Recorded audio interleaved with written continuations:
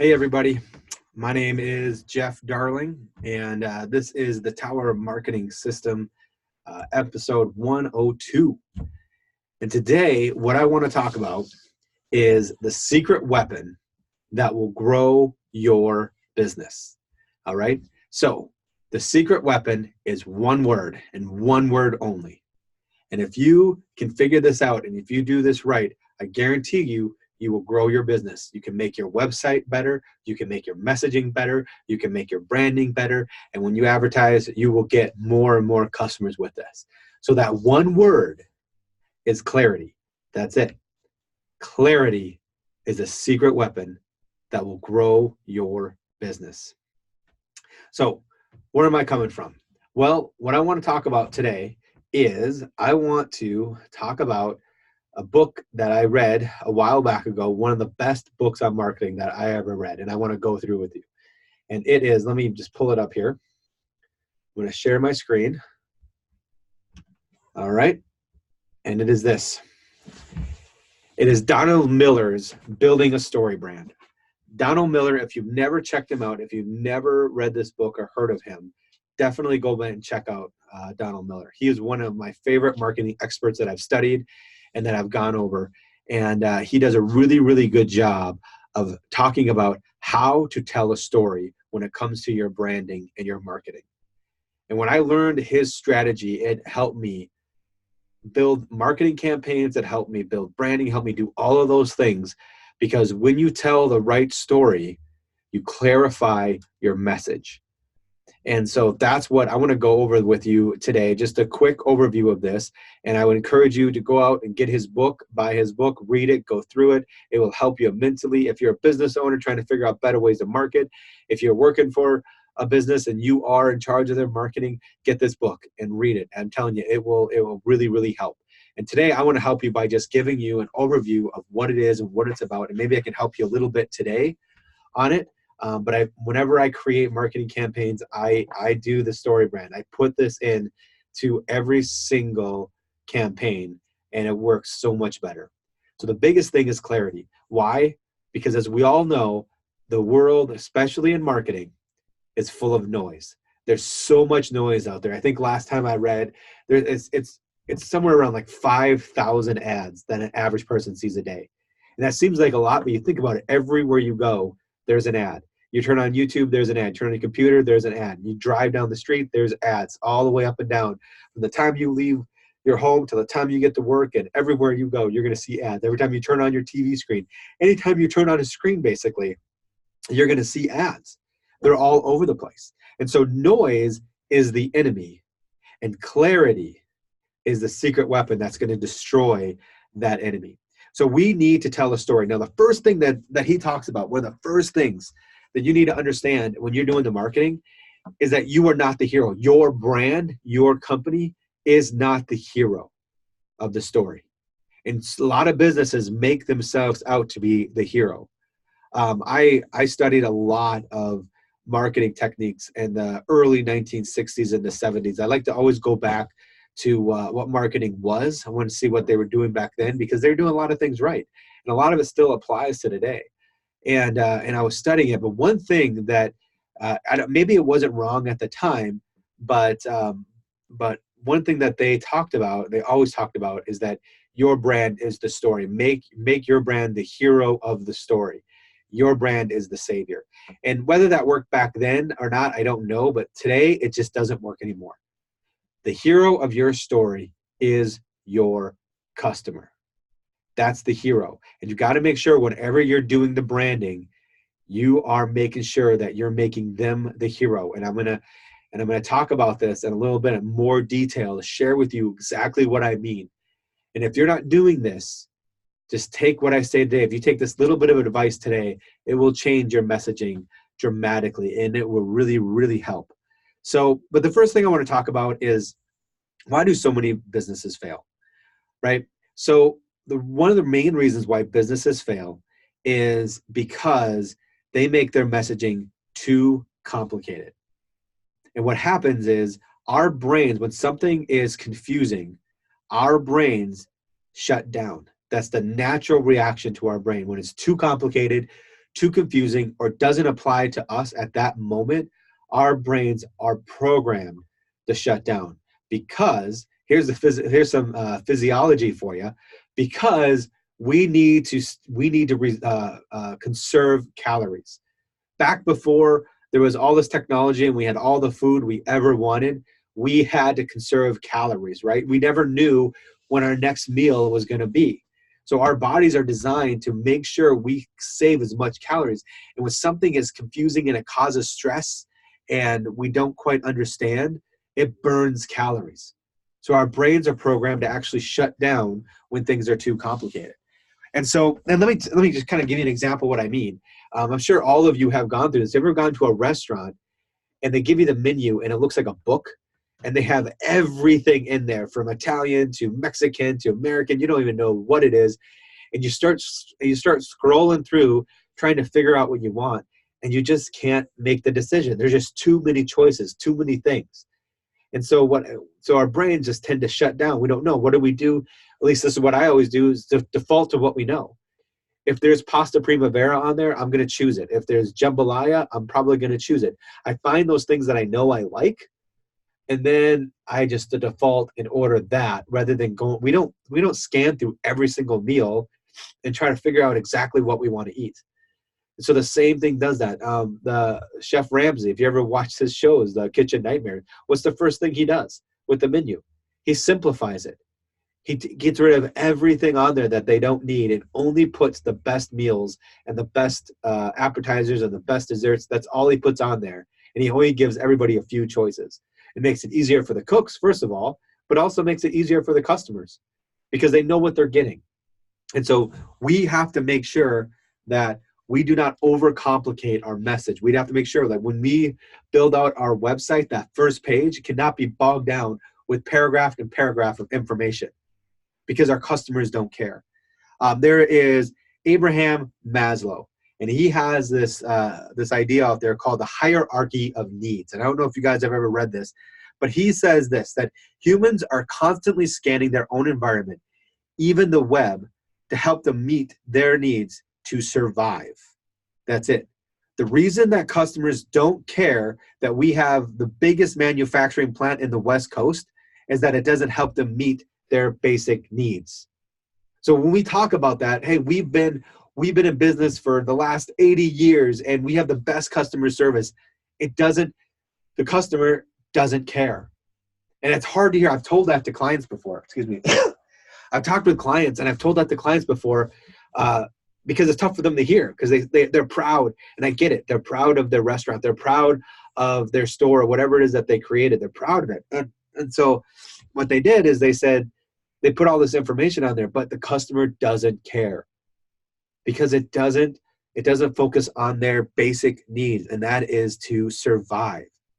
So 2 mistakes that many businesses make out there. The first is they fail to focus on the aspects of their offer that will help people survive or thrive. Okay? All great stories are about survival, whether it be physical, emotional, spiritual, or even relational. If you look at all the movies out there, all that stuff, those are the things that it's always about. It's always about survival.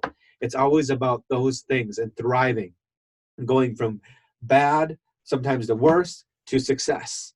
And it's always focused on that part of that character. The hero of the story always goes from a place of disadvantage, from the place of failing in a tough place, facing failure, into success. And they focus on their survival of that character. So that's what we have to focus on. Is it has to, and it takes a little while to get your mind around what that really means when you're writing your message. If it has nothing to do with them and their survival, get it out of there. It doesn't help. It doesn't sell. It doesn't do anything. It's just more words that's going to confuse them. And so that's what we want to be able to do. So what we have to do is we have to create clarity. We have to be very, very clear, and the story needs to understand what the hero wants and what will happen if the hero does not get what they want whenever we're creating the band. So your customer, just like in a story, your customer, we have to understand what they want. We have to understand who your customer is and really, really dig down. And a lot of businesses fall short on this. I've met a few that did a great job. The better you can do at this, the better you are. So many businesses are afraid of alienating customers that they actually try to appeal to everybody, and they end up doing worse. They appeal to nobody. So you really have to narrow down not just male or female or age or geographic, right? You've got to knock down to what color of hair do they have? What type of job do they have? Right? What kind of music do they listen to? What kind of movies do they watch? And those two things, those two categories right there, if you can answer those categories, that tells you a lot about that person, right? Do they have a family? Are they married? Do they have kids? How much money are they making? What is their job? What do they do? Do they golf? Do they play sports? Do they play video games? Do they just watch movies? Do they go hiking? What do they do? We have to understand who our customer is in order to make this work, in order to tell the right story. We need to know that. So we have to know what our customer, and in this case, I'm going to call him our hero. We have to understand what our hero wants. And then we have to make it very clear to what happens to our hero if they don't get what they want, right? What is the outcome if they don't get what they want? So let's say I am a fertilizer company, right? What does my customer want? Very simply, my customer wants green grass. What happens if my customer doesn't get what they want, right? They're going to have brown grass. It's going to be brown, it's going to be dead. So that's going to be a problem. So really, I'm going to come back to that in a little bit, but really, really basic. What does your customer want, and what's the result of that? So what I want to talk about is I want to talk about these elements. All right, there's 7 key elements. I'm going to go through them pretty quick, but there's 7 key elements to think about whenever you're creating a messaging, branding, a marketing, whatever it is. There's 7 key elements that you have to put into place to tell the right story. And the more and more you do this, the better and better you will get at this. You got to think through each one of these. Before I go that though, let me just give you a quick example, okay? So Steve Jobs.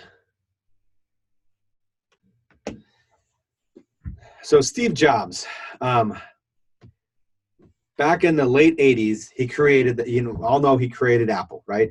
And he had the Macintosh computer. Well, his second computer was called a Lisa. And what he did is, to get the Lisa out there, he was super, super excited, right? So what he did is he wrote a 9-page article about the Lisa. And he was so excited about it. He wrote everything that Lisa could do, which was groundbreaking at the time, more than any other computer system could do.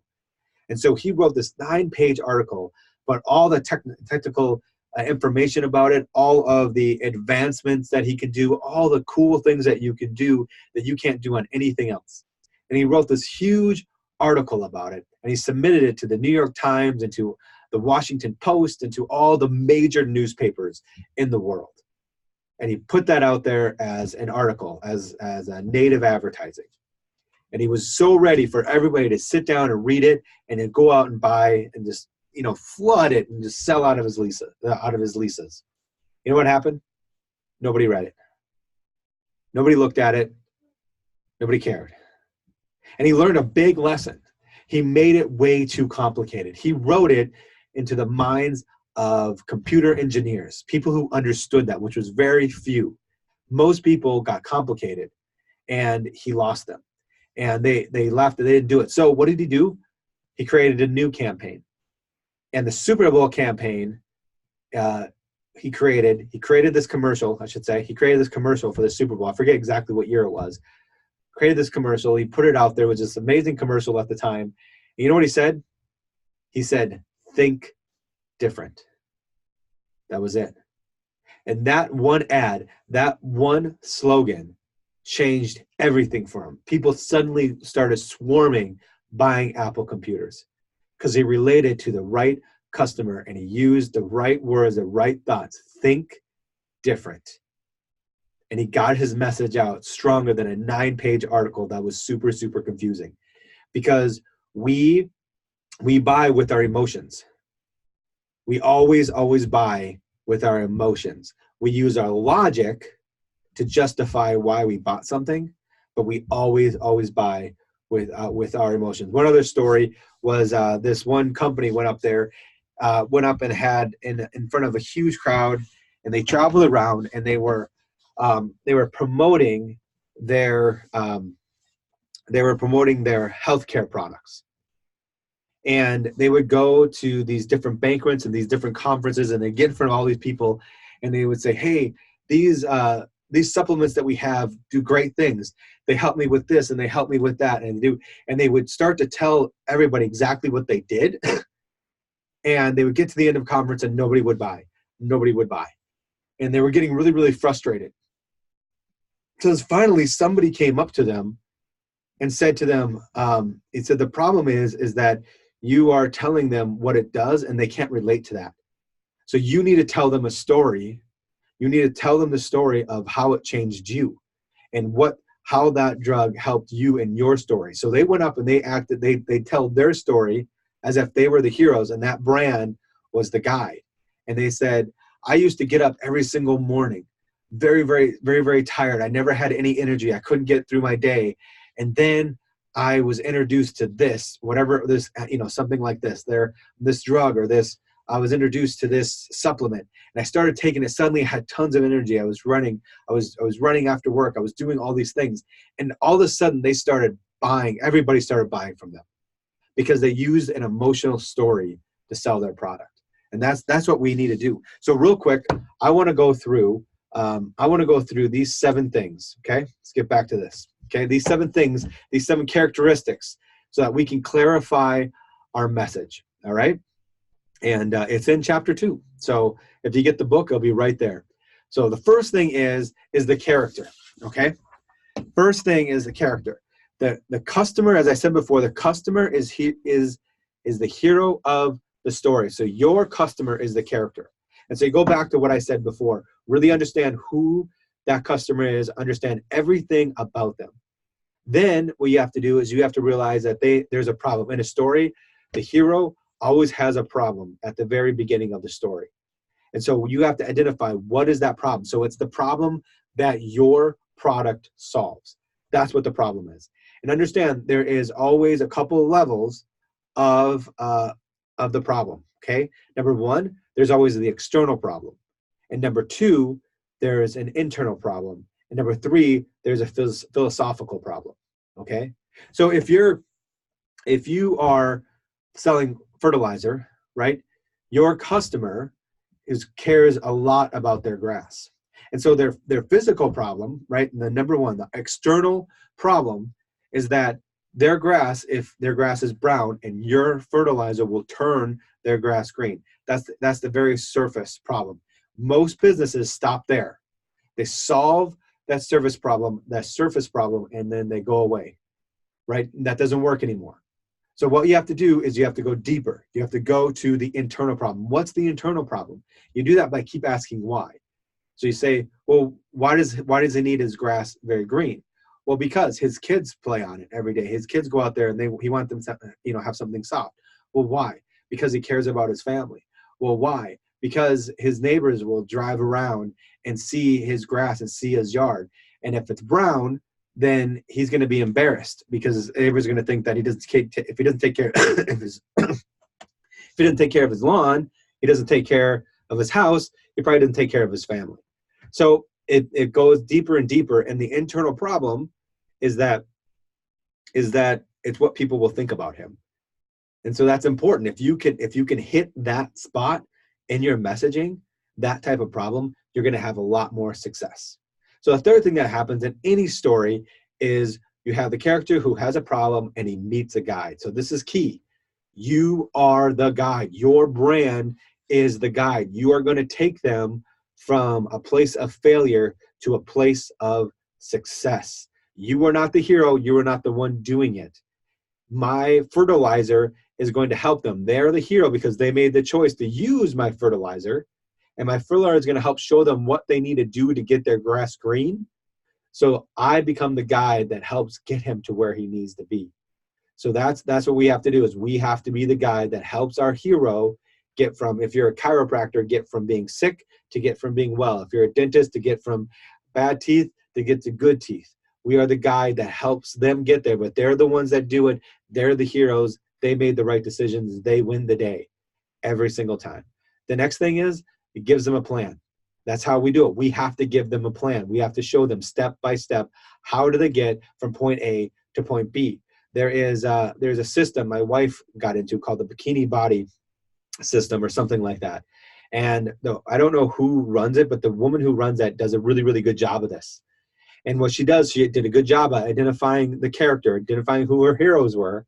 And a lot of times they're working moms who don't have a lot of time in the day, and they're gaining weight and they're out of shape and they're tired and they want to do something about it, but they don't have time or the money to go to a gym to work out, or they may not have the education to be able to do it. So what does she do? She identifies that as a problem and she gives them a plan and say, here's a workout plan that you can do. She gave my wife a workout plan that you can do at home. Here's step by step everything that you can do and get into shape. So then they give them a plan. Do this and do this. Here is the plan to get you from where you are to where you want to be. And all you have to do is do these things, right? Then we give them a call to action. And we say, now to do it, the first step, to get going, the first step, the call to action is always that button, right? It's always the buy now button. It's always schedule the appointment. That's the action, right? It's that simple. To get started, here's the plan, how you get from being out of shape, working mom, trying to keep up with her kids, to in really good shape, taking good care of my kids, keeping everything in order, all of that stuff. Here's how you do it. And then we say, to get started though, the first step to that plan is order my workout system. Buy now is what we call them in action.